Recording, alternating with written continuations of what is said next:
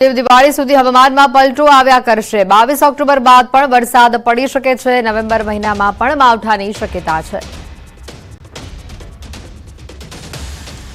22 October બાદ પણ છેક દેવ દિવાળી સુધીમાં હવામાનમાં પલટા આવ્યા કરશે અને નવેમ્બરમાં પણ માવઠા થવાની શક્યતા રહેશે।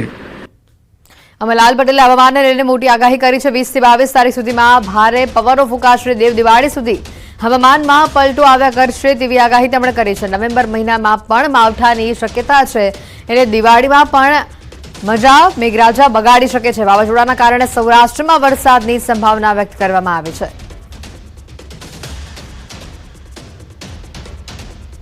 अन्य समाचार है। वडोदरा शहर थी भायली दुष्कर्मना आरोपी हजी पण पकड़थी दूर है। घटनाना 3 दिवस बाद पण आरोपी पकड़थी दूर है। अमदावाद क्राइम ब्रांचनी टीम पण तपासमां जोड़ाई। IG, SP, 3 DYSP, 5 PI, 15 PSI सहित 200 ની ટીમ કામે લાગી છે। પોલીસને સીસીટીવી ફૂટેજ તો મળ્યા છે પરંતુ ચિત્ર ધૂંધળું દેખાઈ રહ્યું છે। દુષ્કર્મની ઘટનામાં 3 કિલોમીટર વિસ્તારના 1000 ઘરોમાં પોલીસે તપાસ કરી છે। 15 જેટલા શકમંદોને પકડ્યા છે પરંતુ એક પણ આરોપી તેમાં ન નીકળ્યો। ભાયલી ગામના પણ કેટલાક શખ્સોને પૂછપરછ માટે બોલાવાયા છે। પોલીસે નવલખી ગેંગરેપ તપાસની પેટર્ન પર તપાસ શરૂ કરી છે। ઘટના સમયના મોબાઈલ લોકેશન ટ્રેક કરવામાં આવ્યા છે। પીડિતા અને તેના મિત્રનું પોલીસે કાઉન્સેલિંગ કર્યું હોવાની પણ માહિતી સામે આવી રહી છે। વડોદરાથી સમાચાર આવી રહ્યા છે।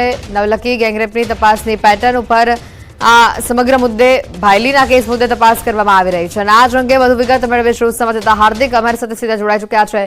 હાર્દિક, જે રીતની આ ઘટના છે, પોલીસ 200 જેટલી પોલીસની ટીમ કામે લાગી છે પરંતુ હજી સુધી આરોપી મળ્યો નથી।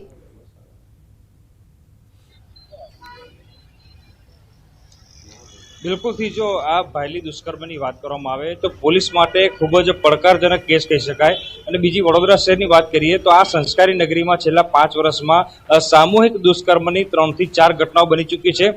તમને યાદ હોય તો વર્ષ 2019માં નવલખી ખાતે સામૂહિક દુષ્કર્મની ઘટના બની હતી। તે ઘટના જે બીજા નોરથી બની હતી ત્યારે અત્યારે 2024માં પણ બીજા નોરતે જ એક 16 વર્ષની સગીરા છે તેની સાથે સામૂહિક દુષ્કર્મની જે છે ઘટના બની છે। પોલીસ તપાસની વાત કરીએ તો 200 થી વધારે પોલીસ કર્મચારીઓ, અધિકારીઓ, સ્ટાફ જે છે તે આરોપીઓને શોધવા માટે આમ તેમ હવાટિયા મારી રહ્યો છે। ભાયલી વિસ્તારની વાત કરીએ તો મોટાભાગના સીસીટીવી જે છે તે પોલીસે ફોંફોડ્યા છે, ખણખોદ્યા છે પરંતુ પોલીસને જે છે એક સીસીટીવી ફૂટેજ મળ્યા છે તેમાં પણ ચિત્ર જે છે તે સ્પષ્ટ નથી દેખાતું, ચિત્ર ધૂંધળું દેખાય છે। બીજી વાત કરીએ તો ભાયલી વિસ્તારના જે કેટલાક ફોન છે તે સર્વેલન્સમાં પોલીસ દ્વારા મૂકવામાં આવ્યા છે। કેટલાક શકમંદ લોકો છે તેમની પૂછપરછ કરવામાં આવી છે। પીડિતાને સાથે રાખવામાં આવી અને જે શકમંદો છે તેમના ચહેરા બતાવવામાં આવ્યા પરંતુ પીડિતાએ એક પણ વ્યક્તિ જે છે તે દુષ્કર્મી ન હોવાનું જે છે તે પોલીસને નિવેદન આપ્યું છે। પીડિતાનું અત્યારે કાઉન્સેલિંગ કરાઈ રહ્યું છે તો તેનો જે મિત્ર સાથે હતો તેનું પણ કાઉન્સેલિંગ જે છે તે કરવામાં આવી રહ્યું છે। ભાયલી ગામની વાત કરીએ તો જે સમયે દુષ્કર્મની ઘટના બની હતી એ સમયે જે મોબાઈલ ટાવર છે તેની રડારમાં જેટલા પણ ફોન હતા એ ફોન જે છે સર્વેલન્સમાં મૂકવામાં આવ્યા છે અને તમામ લોકોને પૂછપરછ માટે બોલાવવામાં આવી રહ્યા છે। પોલીસ સૂત્રો તરફથી માહિતી મળી રહી છે કે જે આરોપીઓ છે તેઓ પીડિતાનો મોબાઈલ લઈને ફરાર થઈ ગયા છે અને અટલાદરા વિસ્તારમાં પહોંચ્યા ત્યાં સુધી પીડિતાનો મોબાઈલ જે છે તે ચાલુ હતો પરંતુ પીડિતાના મોબાઈલ નંબર પર તેની માતાનો ફોન આવ્યો હતો। આરોપીઓએ ભૂલથી ફોન રિસીવ કરી લીધો હતો અને ત્યારબાદથી ફોન જે સ્વિચ ઓફ થયો છે તે ફોન હજી સુધી ચાલુ થયો નથી। એટલે હવે સર્વેલન્સની કામગીરીમાં ટેકનિકલ સોર્સ જે છે કામે લગાડવાના છે તે જવાબદારી જે છે તે અમદાવાદ ક્રાઇમ બ્રાન્ચે સ્વીકારી છે। ત્યારે હવે પોલીસ જે છે આરોપીઓને કઈ રીતે શોધશે તે સૌથી મોટો સવાલ જે છે તે ઉભો થઈ રહ્યો છે। ભાયલી વિસ્તારના રસ્તાઓની વાત કરીએ તો તાલુકા પોલીસ સ્ટેશનનો જે સીસીટીવી કેમેરા જે છે તે દુષ્કર્મની ઘટનાથી બિલકુલ નજીક લાગેલો છે પરંતુ એ કેમેરા બંધ હાલતમાં હોવાને કારણે પોલીસને એ કેમેરા પણ જે છે બિલકુલ કામે નથી લાગ્યા અને જે દુષ્કર્મની ઘટના બની છે ત્યાંથી લગભગ 3 કિલોમીટર દૂર પોલીસ સ્ટેશન આવેલું છે। પોલીસ સ્ટેશન માત્ર જે છે ત્યાં સીસીટીવી કેમેરા ચાલુ હાલતમાં છે પરંતુ આખા રસ્તા પર કોઈ જગ્યાએ સ્ટ્રીટ લાઇટ નથી કે પછી સીસીટીવી કેમેરા નથી। એટલે પોલીસ માટે ચોક્કસથી આ કેસ જે છે તેની ગુથ્થી સુઝાવી એ ખૂબ જ પડકારજનક જે છે તે કેસ કહી શકાય। બિલકુલ હાર્દિક, આભાર માહિતી બદલ। તો આ જે ઘટનાના દ્રશ્યો પણ સામે આવ્યા હતા। પોલીસ અત્યારે કામે લાગી રહી છે અને તમામ રીતે સંભવત જેટલી પણ પ્રયત્નો છે તે તમામ પોલીસ કરી રહી છે અને આરોપીને શોધવા માટેના ચક્રો ગતિમાન કરવામાં આવ્યા છે। ઘટનાના 3 કિલોમીટર વિસ્તારના તમામ ઘરોમાં તપાસ કરવામાં આવી છે. વડોદરા ભાયલી વિસ્તારમાં સગીરા સાથે દુષ્કર્મ મામલે ભાયલીના પૂર્વ સરપંચે પણ મોટી જાહેરાત કરી છે. આરોપીઓની માહિતી આપનારને ઇનામ આપવાની જાહેરાત કરી છે. પૂર્વ સરપંચ દર્પણ પટેલે વિડીયો શેર કરીને ₹50,000 ઇનામ જાહેર કર્યું છે. માહિતી આપનારને ₹50,000 રોકડ ઇનામ આપવામાં આવશે. આરોપીઓની માહિતી આપનારનું નામ ગુપ્ત રાખવાની પણ બાંહેધરી તેમણે આપી છે. દર્પણ પટેલે વિડીયો શેર કરી કહ્યું છે કે દુષ્કર્મની ઘટના બની તે સંદર્ભે કોઈ પણ માહિતી હોય તો આપ મને અથવા ભાયલી પોલીસ સ્ટેશનમાં આપી શકો છો. હું આપને ખાતરી આપું છું કે આપની જે ઓળખ છે તે ગુપ્ત રાખવામાં આવશે. પોલીસ આપને પૂરતો સહકાર પણ આપશે. સચોટ માહિતી આપનારને મારા તરફથી ₹50,000 ઇનામની રાશિ આપવામાં આવશે. મોબાઈલ નંબર પણ જાહેર કર્યો છે. અને જે બી માહિતી આપશે એ માહિતી આપનારનું નામ ગુપ્ત રાખવામાં આવશે તથા જે સચોટ માહિતી આપશે એમણે મારા તરફથી 50,000નું ઇનામ પણ જાહેર કરું છું. જે 2 આરોપી ત્યાંથી ભાગી છૂટ્યા હતા એમને પણ મારી નમ્ર વિનંતી છે કે એકવાર તમે જે ભૂલ કરી છે એ ભૂલને સુધારવાનો તમને મોકો મળશે. તમે સરકારી ગવાહ બની જાઓ તો તમારી પર સરકાર કદાચ રહેમ નજર રાખીને સાચા આરોપીઓ સુધી પહોંચે. આ સાથે જ દર્પણ પટેલે ન્યૂઝ 18 સાથે વાત કરતા કહ્યું છે કે આરોપીઓને ફાંસીની સજા આપવી જોઈએ. તેમણે કહ્યું કે આરોપીઓને પકડીને જાહેરમાં સરઘસ કાઢવું જોઈએ. આ નરાધમોએ જે રીતે આ કૃત્ય કર્યું છે એ ખરેખર માફીને પાત્ર નથી.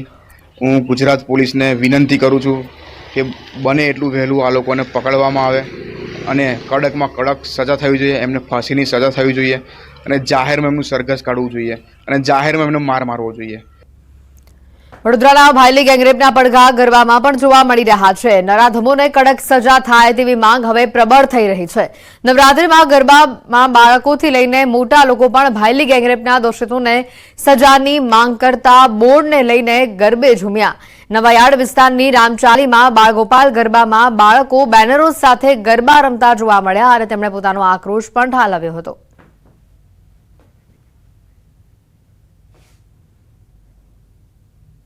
આ સમાચારોમાં હાલ રોકાઈશું એક બ્રેક માટે.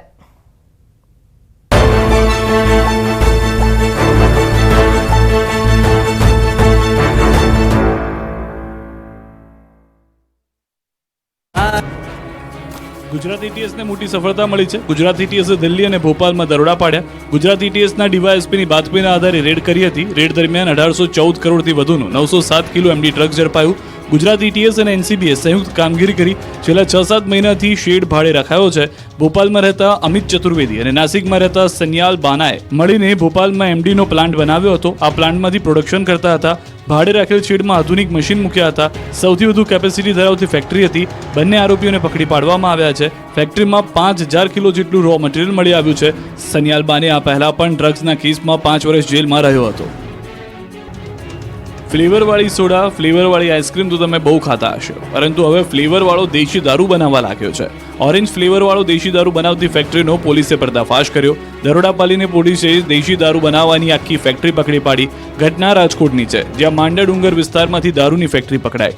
શિવમ સોસાયટીમાં એક મકાનમાં દેશી દારૂ બનતો હોવાની બાતમીના આધારે પોલીસ જ્યારે પહોંચી ત્યારે ચોંકી ગઈ, કારણ કે અહીં ફ્લેવરવાળો અને ફ્લેવર વિનાનો એમ 2 પ્રકારનો દેશી દારૂ બનાવવામાં આવતો. પોલીસે અહીંથી ₹1 લાખ દેશી દારૂ, વિદેશી ઓરેન્જ ફ્લેવરની bottle, hand operated sealing machine તથા પ્લાસ્ટિકના પાઉચ બનાવવા માટેનો રોલ સહિતના મુદ્દામાલ જપ્ત કર્યા. સાથે જ સૂરજ મકવાણા નામના શખ્સની ધરપકડ પણ કરી. આ ફેક્ટરી ક્યારથી ધમધમતી હતી અને કઈ રીતે દારૂ બનાવતા હતા એ દિશામાં પોલીસે તપાસ શરૂ કરી છે. આ ફેક્ટરીમાં અન્ય કોણ કોણ સંડોવાયેલું છે અને દારૂની સપ્લાય ક્યાં થતી હતી એ મુદ્દે તપાસ શરૂ કરાઈ છે. 6 દિવસમાં બીજી વાર રાજકોટમાંથી દારૂની ફેક્ટરી ઝડપાતા ખળભળાટ મચી ગયો છે. ગીર સોમનાથમાં બુલડોઝર વાળી થયા બાદ